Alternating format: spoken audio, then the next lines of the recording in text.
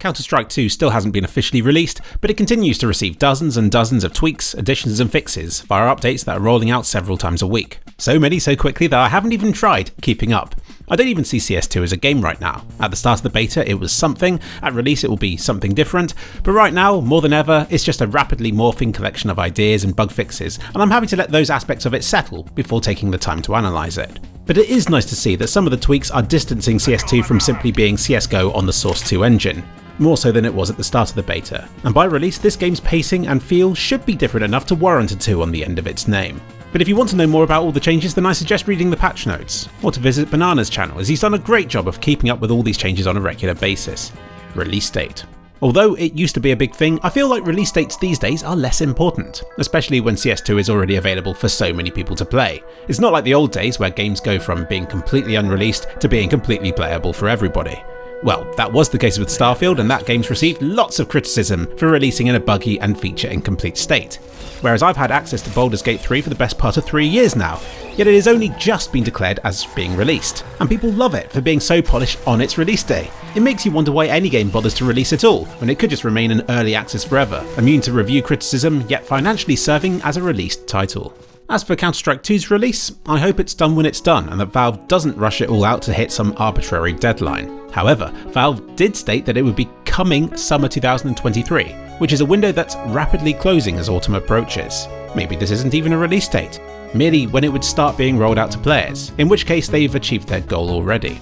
However, this summer announcement has led to speculation about when summer is, which is dank. Honestly, the game is well on its way to becoming a respectable experience, though Valve will have to get a move on to release it before the beta leaderboard starts eating into 2023 Fool's period, which it seems as though they've planned to have. The more people who get early access, the less important its eventual release will be. I hope the release comes with a bunch of more casual maps and game modes, as that would still make it feel like an exciting release, compared with if it just resets everybody's ranks for full and makes everybody angry. But we'll see. I suspect Valve's playing it by ear based on how the beta's going, how many problems are spotted, and the severity of those problems. This is why betas exist, and there's always a degree of uncertainty about how these things will pan out, especially when a new game engine is under the scrutiny of hundreds of thousands of game veterans. Netcode. He is. You saw him, He's in the library. You saw him. I didn't. Minor bugs and rough edges can wait until after release, but one thing to get right for release day is the hit reg. For a competitive game like Counter-Strike, it being able to precisely track bullet trajectories and player locations is incredibly important. This is much easier to do in a LAN environment, when everybody's sat next to each other and where it takes just milliseconds for information to travel to wherever it needs to go. It isn't so easy when the game may comprise of 10 players who may not be in the same country or even the same continent as each other, resulting in packets of data flying about all over the internet, and the game server having to figure out the order and timing that all this stuff is coming in, and then having to relay that information back to everybody's screens using time travel. You don't have to be a netcode expert to look at the length of time it takes for information to pass back and forth between client and server to realise that it's a miracle that the internet can even host a Twitch-based shooter like Counter-Strike. And it's just as well you don't have to be an expert, because I really am not. I only have an internet-researched knowledge of netcode. I wouldn't even know how to properly test it if I tried. And that's why I don't. I steer clear of this topic, to avoid adding more misinformation to it than what's already floating around. Plus I find it a very heated and emotional issue to cover.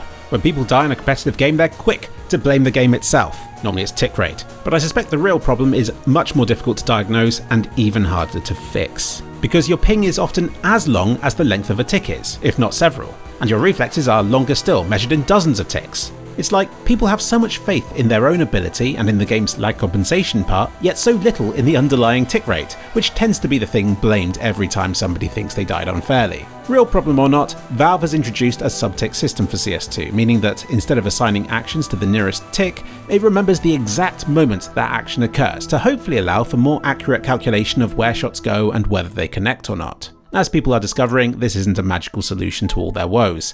Plus, if it was, then it works both ways, and everybody you'd be playing against would also have got much better at hitting you. Frankly, CS2 is a game of small hitboxes, reflex-based shooting, has built-in weapon and movement inaccuracies, and I can't deny the possibility of there being netcode and animation issues as well. And all this combined does lead to frustratingly random feeling firefights, and it's no surprise that people resort to reading tea leaves and testing cryptic solutions.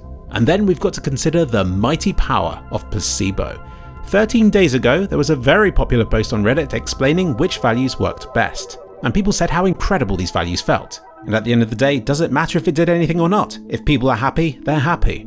However, a post a few days later declared these commands didn't do anything, and then a few days after that, Valve themselves removed those commands, saying that they didn't do anything in CS2. But we can all fall for it, especially when we bring our own biases and presumptions to the table. I feel like me not wanting to be tricked by the placebo effect, I probably overcompensated and would end up dismissing genuine changes as being in my imagination. And it's why, in the many times I've been asked to investigate Counter-Strike's netcode issues, I feel daunted by the challenge, not knowing where to start or what to look for, and I worry that even if I do manage to find a way to test it properly, that people won't like the outcome. I covered Kinsey's test of it a few years ago, which is, to the best of my knowledge, the largest and most in-depth test of Counter-Strike's tick rate ever done. It wasn't a test of the tick rate itself, more if people could tell which tick rate was being used. Almost 1,000 people played several rounds to see if they could feel the difference, and they couldn't. It's not like Kinsey set out to prove that, he just hosted the test, and I just covered the results. Yet the lengths that some of you have gone to dismiss that entire test has been quite scary, especially given that you then use a pro's opinion that 128 tick feels better as proof that it is. Bit of a double standard going on there. But another reason why attempting to get answers is a thankless task, unless it yields the answers that people want to hear. And it isn't on me, nor Kinsey, to repeat these tests until they do provide the answers you want. It doesn't work like that. I would say to go and perform your own tests, but I know how difficult that would be, especially to the standards you want it to be held to. Right now, every day I'm asked to investigate something where somebody feels that something's off about the game.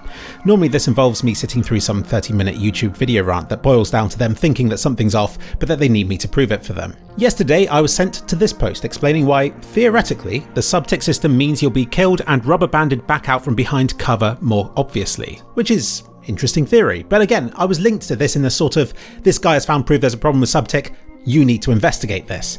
And I'm not sure I do.